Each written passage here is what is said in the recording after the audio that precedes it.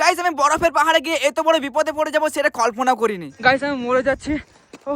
চলো ব্যাপারটা তো আমাদের শুরু থেকে বলি। সকাল সকাল জামা প্যান্ট জাঙ্গিয়া আর দুটো বড় বড় বুট লাগিয়ে নিলাম, কারণ এখন আমরা যাবো বরফের পাহাড় 0 পয়েন্ট। তাই আর কি বেশি টাইম নষ্ট না করে গাড়িতে উঠে গেলাম আর বেশ কিছুটা জার্নি করার পর একটা জায়গায় দাঁড়িয়ে পড়লাম। ভাবলাম এই জায়গাটাতে হালকা করে কয়েকটা ছবি তুলবো। আর তখনই জানতে পারলাম যাদের কাছে বউ নেই তারা যদি এখানে ছবি তুলে 500 টাকা ফাইন। তাই আর কি দুঃখ কষ্ট ভুলে গিয়ে ভাবলাম আমার কাছে বউ নাই তো কি হয়েছে, যাদের কাছে বউ আছে তাদেরকে আমি ছবি তুলে দেবো। প্লিজ ম্যাম স্যার আপনারা একটু জোড়াজোড়ি করে বসুন। হ্যাঁ হ্যাঁ ওয়েট ওকে নাইস। প্রথমে এরকম একটা কাপলদের ছবি তুলে দিলাম, তারপর আবার দৌড়ে দৌড়ে চলে গেলাম অন্য একটা কাপলদের কাছে। প্লিজ প্লিজ আপনাদের আমি ছবি তুলে দিতে পারি?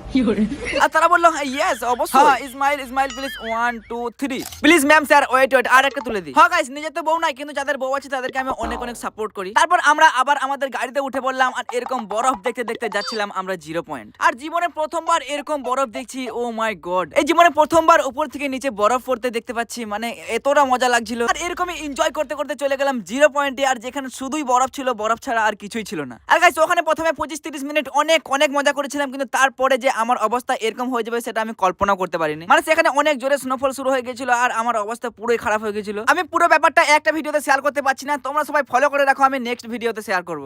গাইস কত জোরে স্নোফল হচ্ছে আর কিছু দেখতে পাচ্ছি না। গাইস তোমরা যদি এটা ফুল ভিডিও দেখতে চাও তাহলে নিচে ক্লিক করে দেখতে পারো।